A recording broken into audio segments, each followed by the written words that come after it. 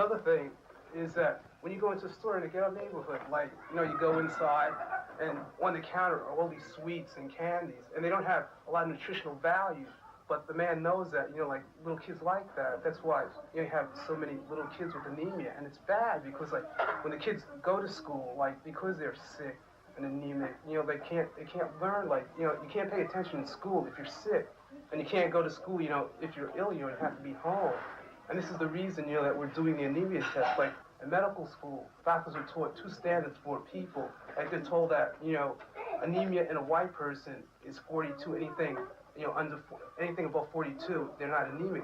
But in a, you know, ghetto neighborhood, it's 35. So you can see that, you know, like, there's a double standard of medicine. We also have a rap about, you know, about guns, weapons control, because, you know, that in the ghetto area, there are large numbers of injuries from guns, and these are because, like, a lot of times people don't know how to take care of the guns. And another thing they don't understand is that, you know, like, they take out their aggression, the aggression they should be feeling towards the capitalistic system or the man out in the street, the policeman out in the street. They take out on themselves, you know. So, like, you know how it is on Friday and Saturday nights. Black people are constantly killing each other. The fact that so many people are anemic is a disease of the poor, caused directly by capitalism, and perpetuated purposely by capitalism to keep oppressed people weak, and keep them, just like the point is to keep them unintelligent so that they will not struggle against the oppressor. This is what it shows in the community. You can go through any community in America and find rampant disease that should have been cured. Our death rate in the United States, our life expectancy rate is 22nd in the world. Infant mortality rate, that is, number of babies that die at childbirth, is 17th in the world, and the other countries, the ones that are above us, are primarily socialist countries.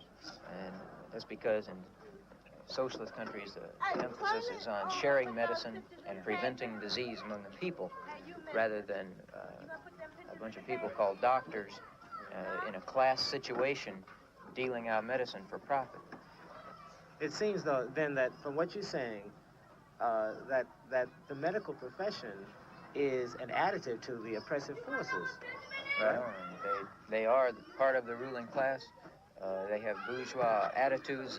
Their whole expectation is to raise themselves, you know, to the highest possible economic position. And this they do as a group, you know, with a lot of individual exceptions. But their usual attitude is that of a self-righteous group of people who bars the vast majority of people from gaining entrance to their elite group so that they can continue to have a monopoly over the service that they hold. And they invariably take the part of the ruling class in every struggle. Whenever there's an insurgency and some of the people involved in the insurgencies are wounded, they're taken to a hospital and immediately those wounded people are used against the rest of the insurgency in any way that the police can possibly do it, and the doctors go right along with it, whether it's in the interest of the patient or not, you see. In industrial medicine, when a company hires a doctor to treat the illnesses and the injuries of people in a factory, that doctor is there working on behalf of the administration and the executives of that company and not the people. There are dozens of examples that you can cite of people being gotten back to work fastest. It's the same philosophy with the doctors in the Army.